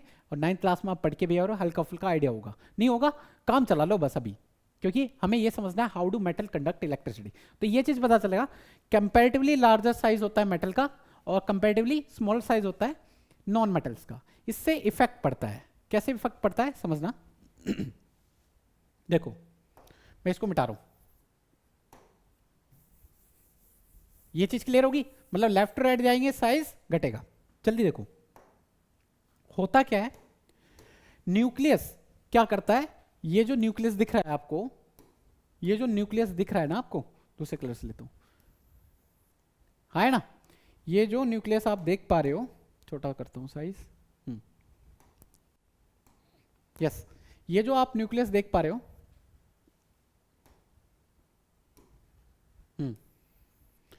ये क्या करता है, इलेक्ट्रॉन्स को होल्ड करके रखता है। समझ रहे हो मेरी बात, ये जो न्यूक्लियस है वो आपके इलेक्ट्रॉन्स को होल्ड करके रखता है। बट मेटल का साइज बड़ा होने की वजह से उसकी होल्डिंग कैपेसिटी इतनी ज्यादा बेस्ट नहीं हो पाती कि वो लास्ट इलेक्ट्रॉन्स जो आउटरमोस्ट शेल के अंदर जो इलेक्ट्रॉन्स पाए होते हैं उनको इतना ज्यादा टाइटली बाउंड नहीं कर पाता। छोटा सा झटका लगता है या छोटा सा कुछ भी होता है, उसकी वजह से क्या होता है, ये अपने ऑर्बिट को छोड़ के जंप आउट कर जाता है, पता ही नहीं चलता। मतलब मेटल का साइज बड़ा होने की वजह से न्यूक्लियर अट्रैक्शन इतनी ज्यादा स्ट्रॉन्ग नहीं होती कि ऑटोमोस्ट इलेक्ट्रॉन को ज्यादा टाइटली बाउंड कर सके। वो इजीली छोटे से झटके या छोटी सी एनर्जी मिलती नहीं, वो इलेक्ट्रॉन जंप आउट कर जाता है। जंप आउट करने की वजह से मेटल्स क्या करते हैं, इजीली अपने इलेक्ट्रॉन को लूज कर देते हैं। इसी वजह से इसका जो नाम आया, मेटल्स को दूसरे नाम से बोलते हैं कि मेटल क्या होते हैं, आर इलेक्ट्रोपॉजिटिव। क्या होते हैं, इलेक्ट्रोपॉजिटिव। मतलब मेटल क्या करते हैं, अपने इलेक्ट्रॉन्स को इजीली लूज कर देते हैं क्योंकि उनके पास न्यूक्लियर अट्रैक्शन उतनी स्ट्रॉन्ग नहीं होती। अब जब लूज कर देंगे तो क्या होगा, लूज कर देंगे तो भाई साहब ये एक फ्री चार्ज को छोड़ रहे हैं। मतलब ऐसे बंदे जो अपने फ्री चार्ज इजीली दे दे तो उन बंदों को क्या बोलते हैं, कंडक्टर। कंडक्टर की प्रॉपर्टी यही है कि फ्री चार्ज कैरियर को ही हम बोलेंगे कंडक्टर। इसी वजह से मेटल एक अच्छे गुड कंडक्टर कहलाते हैं। नॉन मेटल्स जो होते हैं साइज छोटा होने की वजह से इनकी न्यूक्लियर अट्रैक्शन देखो, इनका साइज छोटा होने की वजह से आराम से अपने आउटर मोस्ट शेल के इलेक्ट्रॉन्स को टाइटली बाउंड कर पाते हैं। टाइटली बाउंड करोगे छोटे मोटी एनर्जी से ये इजीली नहीं निकल पाते। जब आप जबरदस्ती हैवी एनर्जी या हाई एनर्जी दोगे तभी निकल पाते हैं, ठीक है। तो नॉर्मली इनका साइज छोटा होता है, न्यूक्लियर अट्रैक्शन स्ट्रॉन्ग होती है, तो इजीली इलेक्ट्रॉन इनके ऑर्बिट को जंप आउट नहीं कर पाते। तो यहां पे फ्री चार्ज जनरेट ही नहीं हो पाते, तो फ्री चार्ज कैरियर ही नहीं है, तो ये एक नॉन कंडक्टर है। और इनको दूसरे नाम से बोलते हैं, जैसे ये इलेक्ट्रॉन लूज नहीं करते, जैसे ये इलेक्ट्रॉन लूज नहीं करते तो इनको बोलते हैं इलेक्ट्रोनेगेटिव। इलेक्ट्रोनेगेटिव, ये गेन करते हैं, लूज नहीं करते भाई साहब, ठीक है। तो नॉन मेटल्स इलेक्ट्रोनेगेटिव होते हैं एक तरीके से, और metals are electropositive. Simple, हम मेटल्स नॉन मेटल जब पढ़ेंगे वहां पर ज्यादा डिटेल में देखेंगे, ठीक है। तो मेटल इजीली इलेक्ट्रॉन को लूज कर देते हैं, नॉन मेटल इजीली इलेक्ट्रॉन को लूज नहीं करते, इसलिए वो कंडक्टर नहीं होते, ये कंडक्टर होते हैं। आप एक फिजिकल एग्जांपल के थ्रू और समझो, दो तरह की फैमिली है। एक फैमिली अपने बच्चों को हायर स्टडीज के लिए बाहर भेजना चाहती है, जैसे फॉरेन कंट्री में भेजना चाहती है ना। और एक फैमिली कहती है भाई साहब मैं अपनी बच्चों को बाहर नहीं भेजूंगा, मेरे बच्चे मेरे हाथ से बिगड़ गए ना फिर दिक्कत हो जाएगी। एक फैमिली ये सारी चीजें नहीं सोचती। हो सकता है वो फैमिली, देखो फैमिली जो सोचती है वो अच्छे के लिए सोचती है, बाहर जाएगा, देश दुनिया देखेगा, तो चीजें अच्छी तरीके से समझेगा, तो ग्रोथ भी अच्छी कर सकता है वो व्यक्ति, है ना। और एक बाहर नहीं जाएगा, घर में रहेगा, तो हो सकता है वो दुनिया ना देखे, दुनियादारी ना देखे, तो उतनी ग्रोथ ना कर पाए लाइफ में। बट जो फैमिली बाहर छोड़ती है अपने बच्चों को, क्या करते हैं बच्चे, उसका गलत फायदा उठाते हैं। जैसे मानना जो फैमिली है ओपन माइंडेड है, वो अपने बच्चों को बाहर सोचती है, वो समझना मेटल की कहानी है। मेटल में क्या होता है समझना, एक फैमिली है वो अपने बच्चों को बाहर छोड़ रही है कि भाई जाए बाहर पढ़े और पढ़ाई करे और एक अच्छी एजुकेशन लेके आए, पर बच्चा वहां जाके अपने दोस्तों के इन्फ्लुएंस में आके बाहर कुछ उल्टी सीधी हरकतें करता है, वहां जाके पढ़ाई नहीं करता है, क्लासेस बंक करता है, घूमता फिरता है। मतलब क्या हुआ, मेटल की कहानी क्या हुई, बाहर अपने इलेक्ट्रॉन्स को, जो बाहर वाले जो इलेक्ट्रॉन्स जा चुके हैं उनकी, जो ये उस फैमिली का उस बच्चे पे इन्फ्लुएंस उतना ज्यादा स्ट्रॉन्ग रहा नहीं, अब बच्चे पे ज्यादा ध्यान दे ही नहीं पाएंगे, बच्चा वहां जाके फ्री हो गया है। अब फ्री होने की वजह से, छोटा सा बहकने की वजह से, अपने दोस्तों की वजह से वो क्या कर रहा है, अफड़ा तफड़ी, कहीं मन में आ रहा है वहां घूम रहा है, तो ये चीज होने लगी वहां पर। तो मेटल इजीली अपने इलेक्ट्रॉन लूज हो जाते हैं, उसका इन्फ्लुएंस उस बच्चे तक रह नहीं पाता प्रॉपरली, उतना स्ट्रॉन्ग नहीं रहता, वो इतनी इजीली अपने ऑर्बिट से लूज आउट हो जाता है। रीजन, उतना तगड़ा इन्फ्लुएंस उस तक नहीं पहुंच पाता, क्योंकि साइज बड़ा है, वो बहुत दूर है अपने पेरेंट्स से। आई बात समझ में। तो मेटल का इन्फ्लुएंस अपने बच्चे पे या अपने इलेक्ट्रॉन्स पे उतना तगड़ा नहीं होता है, इसलिए जंप आउट कर जाता है। जबकि ये वाली जो फैमिली है, छोटी फैमिली है, मतलब उसकी सोच ये है कि मैं अपने बच्चों को रखूंगा, अपने पास रखूंगा, बाहर नहीं भेजूंगा, ऑनलाइन पढ़ा लूंगा, आसपास की कोचिंग पढ़ा लूंगा, पर बाहर नहीं भेजूंगा। उससे क्या हुआ, उसका बच्चा उसके इन्फ्लुएंस में रहेगा, उसके कंट्रोल में रहेगा, बच्चा बहक नहीं पाएगा, फिसल नहीं पाएगा, फिसल नहीं पाएगा तो बाहर निकल नहीं पाएगा, बाहर नहीं निकल पाएगा तो फ्री चार्ज कैरियर होगा ही नहीं, और होगा नहीं तो एक कंडक्टर कहलाएगा नहीं। यहां पर इसका बच्चा फिसल जाता है, फिसल जाएगा, इसके हाथ से फिसल गया, कहते हैं ना बच्चा इसके हाथ से फिसल गया, तो इन्फ्लुएंस रहा नहीं, तो इसलिए फ्री चार्ज मिल गया, और फ्री चार्ज मिल गया तो ये एक अच्छे कंडक्टर कहलाते हैं। सिंपल, इजीली समझ में आ गया। तो आओ, होता क्या है, समझना मेरी बात, एक मेटल वायर से इस चीज को समझेंगे। मेटल वायर में क्या होता है, मेटल जो वायर होती है, जो वायर होती है आपकी बहुत सारे एटम से बनती होती है। मैं भी जो बनाऊं, आपके अंदर कोई भी ऑब्जेक्ट है, उसके अंदर कितने मिलियंस ऑफ एटम्स होते हैं। अगर हर एक एटम से एक इलेक्ट्रॉन लूज हो रहा है, हर एक एटम से एक इलेक्ट्रॉन लूज हो रहा है, तो मिलियन ऑफ एटम से कितने इलेक्ट्रॉन लूज हो गए, मिलियन ऑफ इलेक्ट्रॉन्स। और वो इलेक्ट्रॉन्स क्या करेंगे, एक million of free charge carriers होगा, और वो एक बहुत अच्छा कंडक्टर होगा। तो एटम्स जो हैं, ये देखो आपको नेगेटिव चार्ज दिख रहा है ना, ये इलेक्ट्रॉन्स हैं आपके, तो ये एटम मेटल के बने हैं, तो मेटल क्या करेंगे, इजीली चार्ज को लूज कर देंगे। कहानी आपको समझा दी है, ये इजीली अपने इलेक्ट्रॉन लूज कर देंगे, ये इजीली इलेक्ट्रॉन को लूज करेंगे, तो फ्री चार्ज होने की वजह से इजीली कंडक्ट इलेक्ट्रिसिटी कर पाएंगे। इसीलिए मेटल्स क्या होते हैं, गुड कंडक्टर ऑफ इलेक्ट्रिसिटी होते हैं, वाइल नॉन मेटल्स जो होते हैं poor conductor of electricity. Reason समझ आ गया, मामला सेट है। अब वायर के अंदर कैसे इलेक्ट्रिसिटी फ्लो होते हैं वो चीज देखते हैं। अब ये चीज समझ आ गई ना मामला, तो देखिए इस चीज को समझने के लिए ये वाली स्लाइड पे आते हैं। मेटेलिक वायर के अंदर अब हमें पता तो चल गया, मेटल के अंदर जो मेटेलिक वायर होते हैं वो मेटल्स के एटम होते हैं। एटम क्या करते हैं, इलेक्ट्रॉन को इजीली लूज कर देते हैं। रीजन, बाहर भेजोगे बालकों को, अगर गलत इन्फ्लुएंस में आएगा तो बच्चा बिगड़ जाएगा। हर किसी के साथ नहीं होता, कुछ बच्चे सुधर जाते हैं, अच्छा ग्रोथ करते हैं, कुछ अच्छी सक्सेस पाके आते हैं, बट हम अपने एग्जाम्पल को समझते हैं, उससे रिलेट करते हैं अपने टॉपिक को जो इजीली हमें समझ पाए। क्लियर है? तो समझना मेरी बात, जब मेटल की वायर में जो एटम होता है वो इजीली इलेक्ट्रॉन लूज करता है, एक फ्री चार्ज कैरियर कहलाता है और एक अच्छा कंडक्टर कहलाता है।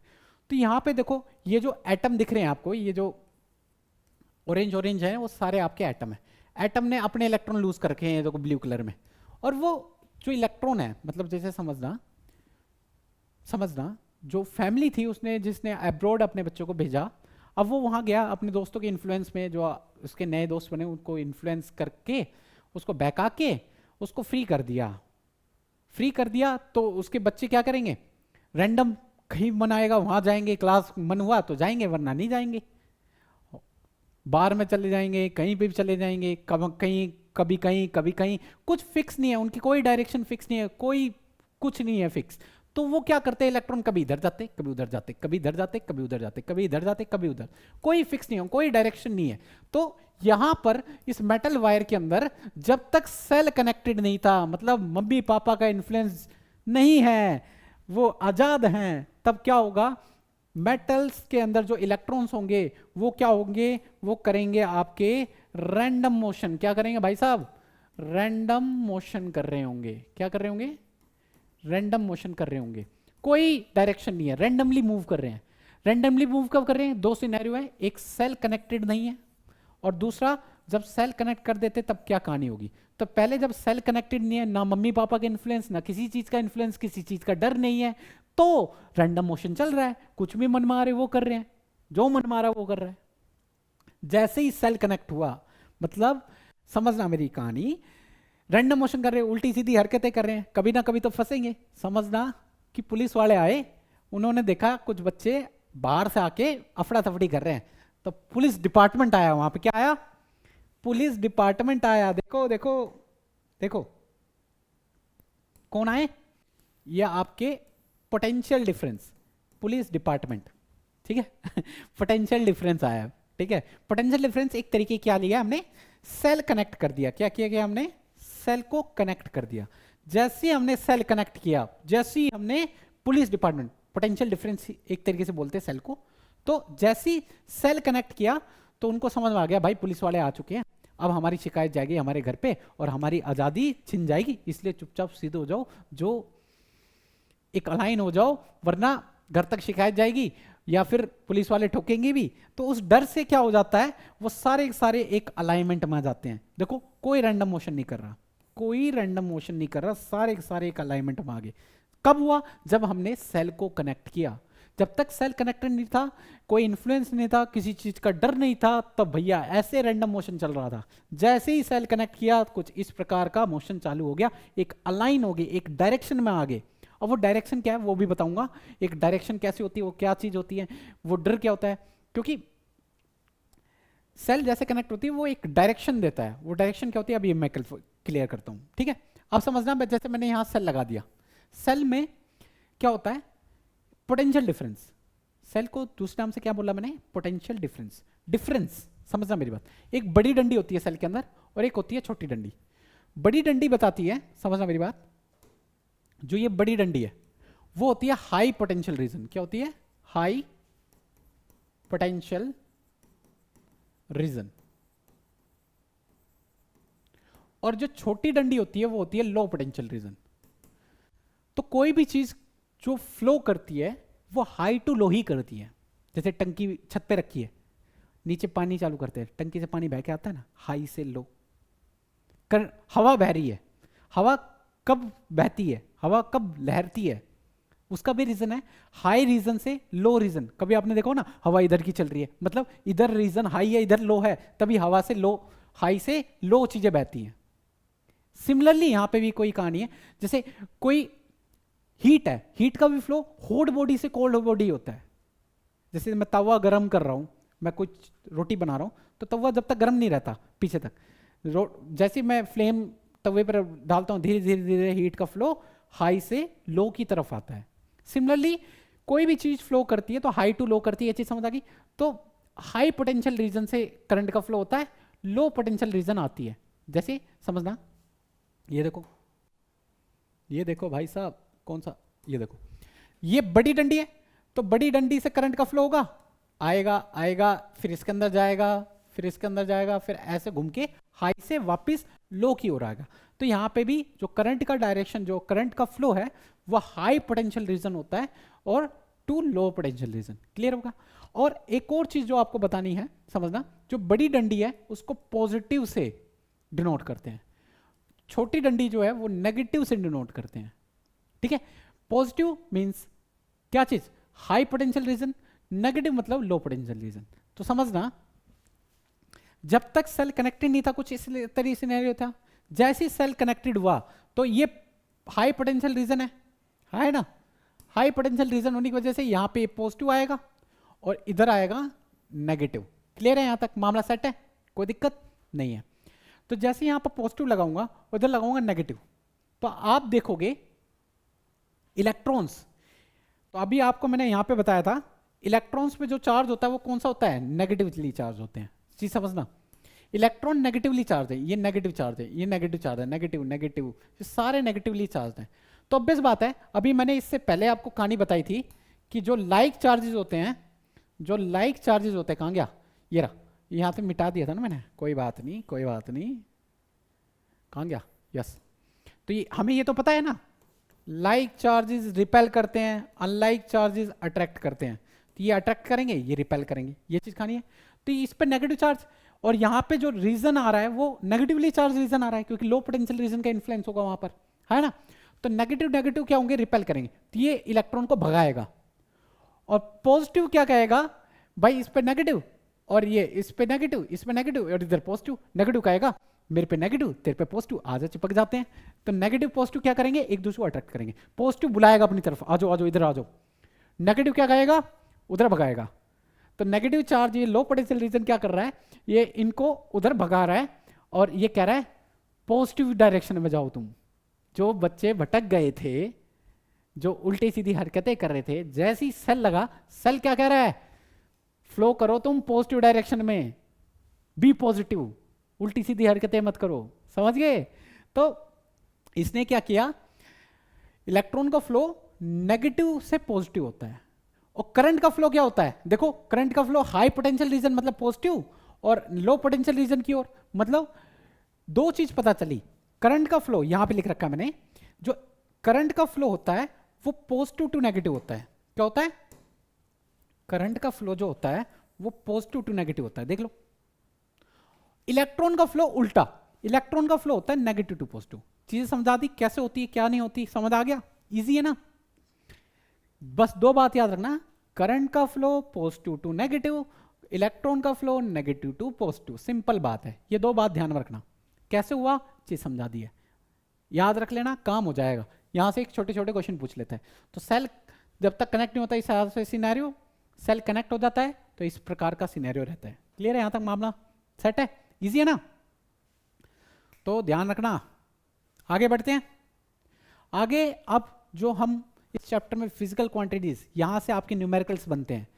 इस चीज को ढंग से पढ़ेंगे, क्योंकि यहां से न्यूमेरिकल्स एक दूसरे से रिलेटिवली आते हैं, रिलेट करते हैं।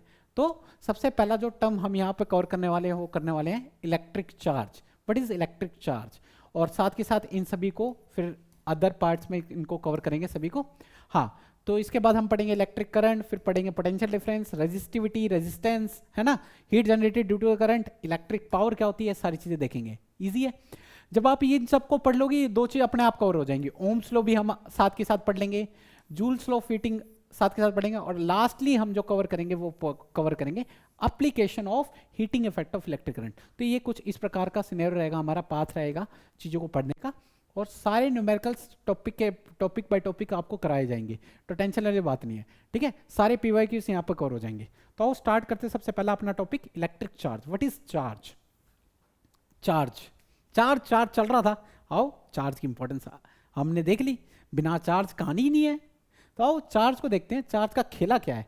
तो पहले चार्ज को समझने से पहले चार्ज का सिंबल देख लो भाई साहब। क्या चीज, चार्ज का सिंबल होता है क्यू। चार्ज को रिप्रेजेंट करते हैं क्यू से। क्यू हम पढ़ रहे हैं सिलेबस में, नहीं इसलिए पढ़ रहे हैं। चार्ज का सिंबल होता है क्यू। इधर आ जाओ चुपचाप, ठीक है, पढ़ना पड़ेगा वरना नंबर नहीं आएंगे। नंबर नहीं आएंगे तो घर वाले एब्रॉड नहीं भेजेंगे तुम्हें, आजादी नहीं मिलेगी तुम्हें फिर, ठीक है। चार्ज, चार्ज का सिंबल होता है क्यू, ठीक है।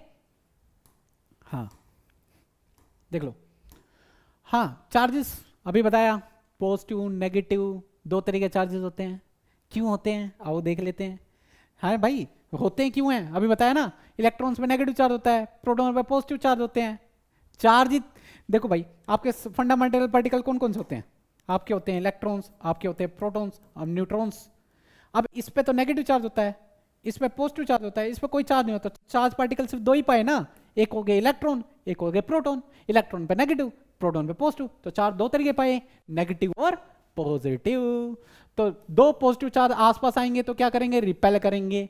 दो नेगेटिव चार्ज आसपास आएंगे वो क्या करेंगे, रिपेल करेंगे, क्योंकि वो दोनों सेम चार्जेस हैं, लाइक चार्जेस हैं। लाइक चार्जेस एक दूसरे को क्या करते हैं, रिपेल। अनलाइक चार्जेस क्या करते हैं, एक दूसरे को अट्रैक्ट करते हैं, सिंपल है ना। ये तो हमारे अंदर भी होता है ऐसा, अनलाइक चार्जेस, अनलाइक जेंडर्स, है ना, सिंपल। छोड़ो इस पे आ जाओ।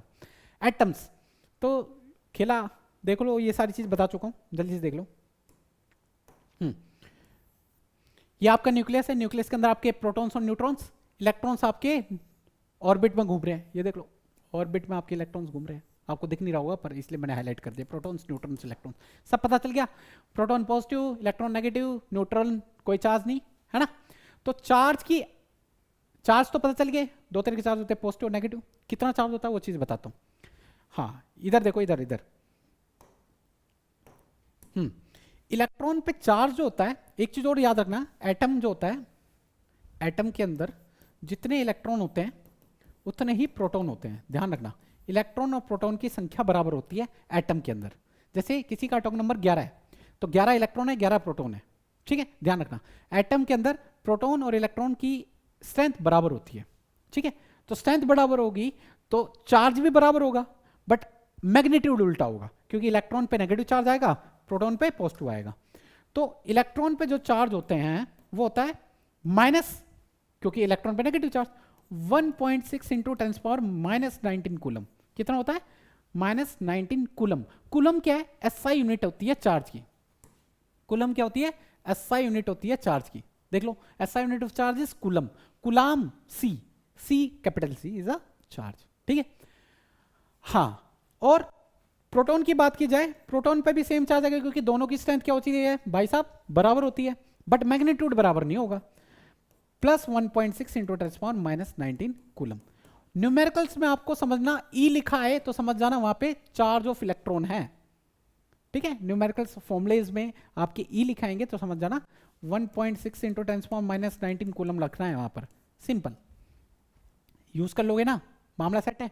आओ एक चीज और देख लेते हैं, यहां तक क्लियर है। हाँ भाई, चार्जेस जो हैं, हमें ये तो पता है ना भाई साहब, चार्जेस जो हैं वह आपके एक होता है पॉजिटिव, एक होता है नेगेटिव। बात आता है इनका नाम पॉजिटिव नेगेटिव ही रखा, हम क्या नेगेटिव को पॉजिटिव बोल सकते थे क्या भैया? हाँ भाई साहब बोल सकते हो, पॉजिटिव को नेगेटिव बोल सकते हो। बट क्या हुआ, एक साइंटिस्ट थे बेंजामिन फ्रैंकलिन। कौन थे भाई साहब? ये व्यक्ति थे बेंजामिन फ्रैंकलिन। इन्होंने क्या किया, ये रहे भाई साहब, बड़े चमकते सितारे निकले।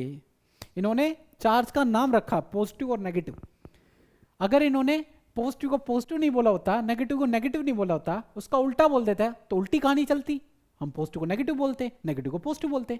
बट इन्होंने जब आए तो इन्होंने एक कन्वेंशन रख दिया था, नाम रख चुके थे, पॉजिटिव को पॉजिटिव बोला इन्होंने, नेगेटिव को नेगेटिव बोला, तो हिसाब से सारी कहानी इस पे बनती हुई आई, ठीक है। इसका उल्टा भी हुआ जा सकता था, बट अब हम उल्टा नहीं कर सकते, सारी कहानी उल्टी हो जाएगी। जो इससे रिलेट करती हुई सारी कहानी चल रही है फिजिक्स में, केमिस्ट्री में, है ना। तो इन्होंने जो व्यक्ति थे, इन्हीं की चॉइस है ये नाम। तो एक प्यारा कोट है, which charges are called positive, which are called negative is the result of choice made by Benjamin Franklin. ये सारी खेला किसने खेला? इन्होंने खेला, ठीक है। तो प्यारा कोट था इसलिए आपको सामने लेके आया हूं, ठीक है। इनका नामकरण इन्हीं के द्वारा हुआ। अब एक चीज आती है, charge of quantized. Charge is quantized, quantize मतलब क्वांटाइजेशन ऑफ चार्ज क्या होता है, और देख लेते हैं इसको, इजिली समझाऊंगा। क्वांटाइजेशन ऑफ चार्ज सिंपल है भाई साहब, समझना मेरी बात। जैसे आपने स्केल को अपने सर पे रब किया, रब करने के बाद क्या हुआ, इसके चार्जेस जो है हीट के थ्रू इसके ऊपर ट्रांसफर हो गए। अब ये तो नहीं बोलेंगे भैया इस पे एक इलेक्ट्रॉन चार्ज चला चुका है, क्योंकि चार्ज कूलम होता है ऐसा यूनिट। तो इस पे क्या हुआ, एक इलेक्ट्रॉन जाएंगे, दो इलेक्ट्रॉन जाएंगे, तीन इलेक्ट्रॉन जाएंगे, 10 इलेक्ट्रॉन जाएंगे। समझ रहे मेरी बात? 10 चार्ज जाएंगे, 20 चार्ज जाएंगे, ये तो नहीं बोलेंगे। 1.5 इलेक्ट्रॉन जा चुके हैं, आधा इलेक्ट्रॉन चला गया, 0.3 इलेक्ट्रॉन चला गया, 1/2 इलेक्ट्रॉन चला गया, 1/3 इलेक्ट्रॉन चला गया, ऐसा तो नहीं बोलेंगे। हम क्या बोलेंगे, इंटीग्रल मल्टीपल में बोलेंगे। हम बोलेंगे एक इलेक्ट्रॉन जा चुका है, 2 इलेक्ट्रॉन जा चुका है, 3 इलेक्ट्रॉन जा चुका है, 5 इलेक्ट्रॉन जा चुका है, 20 जा चुके हैं, 100 जा चुके हैं, तो हम इंटीग्रल मल्टीपल में बोलेंगे। तो चार्ज जो है ये चीज कि according to the charge quantization any charge particle can have a charge equal to the integral number of E. E मतलब चार्ज, चार्ज ऑफ इलेक्ट्रॉन। समझ गए? तो इंटीग्रल मल्टीपल में ही होगा। समझ गए? जैसे ये फॉर्मूला हो गया, चार्ज किसके बराबर होगा, ई के बराबर होगा, बट एन इंटीग्रल होना चाहिए, एन इंटीजर होना चाहिए, डेसिमल नहीं होना चाहिए, फ्रैक्शन नहीं होना चाहिए। तो Q is a net charge, N number of electrons, E क्या है, चार्ज ऑन इलेक्ट्रॉन्स। ई जो होगा इसकी वैल्यू कितनी होती है, अभी हमने पढ़ी 1.6 × 10⁻⁻19 कूलम। और जो एन है वो एन क्या हो सकता है, 1 से शोन 1 2 3 4 ऐसा ही हो सकता है, इंटीग्रल वैल्यू में होना चाहिए। तो चार्ज क्वांटाइजेशन का मतलब यही है। ज़्यादा डिटेल में हम हायर क्लासेस में इसको देखेंगे, क्वांटाइजेशन ऑफ चार्ज क्या होता है। क्वांटा, क्वांटा एक तरीके से बोल सकते हैं स्मॉल पैकेट्स ऑफ एनर्जी होती है, क्वांटम फोटोन्स को डिनोट होता है, तो क्वांटा वहां पे देखेंगे। ठीक है, समझ आ गया ना। चार्ज इंटीग्रल मल्टीपल में फ्लो होते हैं, तो एक फॉर्मूला आया Q = NE। आ गया समझ में? इस पर न्यूमेरिकल्स आते हैं, न्यूमेरिकल कैसे आती है देख लो। How many electrons are there in 1 coulomb of charge. तो इसको मैं यहां सोल्व कर रहा हूं, फिर वहां पे देखेंगे। देखो यस, तो हमें पता है भाई साहब एक इलेक्ट्रॉन पे चार्ज कितना होता है, एक इलेक्ट्रॉन पे चार्ज कितना होता है, इससे ज्यादा छोटी चार्ज की वैल्यू होती नहीं है। अभी हमने पढ़ी ना क्या चीज, 1.6 × 10⁻⁻19 कूलम। तो इसने बोला एक कूलम का चार्ज निकाल दो। क्या चीज, एक कूलम का चार्ज। तो निकाल लो भाई साहब। कैसे निकालेंगे, सिंपल यूनिटरी मेथड लगाओ। हमें क्या करना है, एक कूलम का चार्ज निकालना है। किसका निकालना है, एक कूलम। तो यहां पे देखो मैंने 1 को इससे डिवाइड कर दिया, 1.6 × 10⁻⁻19 कूलम। ये 1 था, 1 को डिवाइड कर दिया, यहां पे कुछ नहीं बचा, तो जिसके पास कुछ नहीं वहां पे 1 है तो 1 कूलम निकल गया, नहीं निकल गया। तो सिंपल 1 से जब आप डिवाइड करोगे 1.6 × 10⁻⁻19 को, तो एट लास्ट जो आपका आंसर आएगा वो आंसर आएगा भाई साहब ये। क्या चीज, वो आंसर आएगा आपका ये एन, ये आ जाएगा। देख रहे हो, सिंपल है, इजी है ना। ये फॉर्मूला लगाया आपने डायरेक्ट, देखो ये वाला। हमें पता था, हमें क्या पता था, हमें चार्ज पता था, और इलेक्ट्रॉन, इलेक्ट्रॉन पे कितना चार्ज होता है वो पता होना चाहिए। एन की वैल्यू निकाल दी, सिंपल इजी है। तो हमने एक कूलम का चार्ज निकाला, एक इलेक्ट्रॉन का चार्ज इतना होता है, तो एक कूलम का चार्ज 1/1.6 × 10⁻⁻19 को लूंगा, सोल्व करेंगे, आंसर ये आ जाएगा। तो ये सॉल्यूशन आपको दे रखा है, सिंपल आप इसको एक बार पढ़ लेना, ठीक है, इजी है। तो लगभग हमने चीजें कवर कर लिया, चार्ज को पढ़ लिया है, चार्ज का सिंबल देख लिया है। अब एक क्वेश्चन आपको होमवर्क ले कि देखते हैं, आपको इसका आंसर आपको होमवर्क में देता हूं कि आप इसको घर से सोल्व करके आएंगे, इसके बारे में पता करके आएंगे। नेक्स्ट लेक्चर में इसका आंसर दिया जाएगा। सिंपल बात यह है, कभी कभार आप जब गाड़ियों से उतरते हो, लंबा ट्रैवल करके आ रहे हो, 100 किलोमीटर 200 किलोमीटर है, जैसे ही गाड़ी से बाहर निकलते हो, तो जैसे इस मोहतरमा को गाड़ी की जब सरफेस को टच किया तो तुरंत इसको करंट लगा। ऐसा क्यों होता है भाई सब बताओ, पता है नहीं पता? तो इसका आंसर आपको करना है, ये आपका होमवर्क है। Why do we sometimes get shock when getting out of the car? तो इसका आंसर आपको नेक्स्ट लेक्चर में आपको कमेंट करना है, और नेक्स्ट लेक्चर में इसका आंसर मैं आपको बताऊंगा, ठीक है। ये आपका होमवर्क है। एक आपसे स्टार्टिंग में क्वेश्चन किया था, क्वेश्चन क्या किया था कि जो वायर्स है वो इतनी लूजली बाउंडेड क्यों होती है, उसके पीछे रीजन अब मैं आपको बताता हूं, शायद आपने कमेंट कर दिया होगा। इसके पीछे रीजन सिंपल है भाई साहब, कि टेम्परेचर का रोल बहुत ज्यादा है। अगर इस वायर को लूजली ना छोड़ा जाए तो क्या होगा, देखो मेटल है, क्योंकि जो ग्रिड लाइंस में जो वायर होती है वो नंगी होती है, उन पे कोई इंसुलेशन नहीं होता। आप देखना जब ग्रिड लाइंस हमारे रेजिडेंटल एरिया से दूर होती हैं, पास होंगी तो भाई निपट जाएगी कहानी, समझ गए। तो ग्रिड लाइंस और ये जो खंबे होते हैं ना, ये जो होल्ड करके रखे हैं वो बहुत बड़े बड़े होते हैं, खेतों में पाए जाते हैं। तो ये ग्रिड लाइंस दूर होते हैं रेजिडेंटल एरिया से, और ये जो वायर होती है नंगी होती है। तो यहाँ पे नंगा करंट फैल रहा होता है, नेक्ड करंट फैल रहा होता है बहुत बुरी तरह। तो क्या होता है, जो यहाँ पे मेटल की वायर होती है, क्या होती है, मेटल होता है, सिर्फ मेटल। तो मेटल टेम्परेचर के हिसाब से एक्सपैंड क्या करता है, कॉन्ट्रैक्ट करता है, और क्या करता है, रिलैक्स करता है, कंप्रेस होता है और अपने आप को ढीला छोड़ता है। मतलब ठंड के टाइम पे क्या होता है, मेटल अपने आप को क्या करता है, कंप्रेस करता है। क्या करता है, कंप्रेस। आपने कभी नोटिस किया होगा, आपने कांच की बोतलों में मेटल का ढक्कन देखा होगा, वो मेटल का ढक्कन जब आप फ्रीजर के अंदर ले जाते हो और 1-2 दिन बाद निकालते हो तो वो खोलने की कोशिश करो, खुलता नहीं है। रीजन क्या हुआ, मेटल अपने आप को क्या कर लेता है, कंप्रेस कर लेता है, अपने आप को टाइटली बाउंड कर देता है। सिंपली जैसे हम गर्म पानी के अंदर डालते हैं फिर खोलते हैं तो खुल जाता है। रीजन इज दैट मेटल अपने आप को क्या कर लेता है, कंप्रेस कर देता है, कंसाइज कर लेता है टेम्परेचर जब ठंडा होता है। तो जब आप इसको लटकाओगे नहीं, इसको थोड़ा लूजली नहीं छोड़ोगे, ठंड के टाइम पे क्या होगा, ये मेटल अपने आप को कंप्रेस कर लेगा, कंप्रेस करेगा। तो ये जब लूज होंगी तो कंप्रेस होगा तो सेट हो जाएंगी, वायर टूटेगी नहीं। अगर ये टाइट ही पहले बांधोगे तो और ज्यादा कंप्रेस होगा तो ये क्या हो जाएगी, ब्रेक हो जाएगी। तो आपके पास सप्लाई ढंग से नहीं पहुंच पाएगी। हाँ, आए सर्दी आपको वापस वायर केबल बदलनी पड़ेगी, और गवर्नमेंट काम है, समय लग जाता है। तो भाई साहब क्यों इतनी दिक्कत लेनी।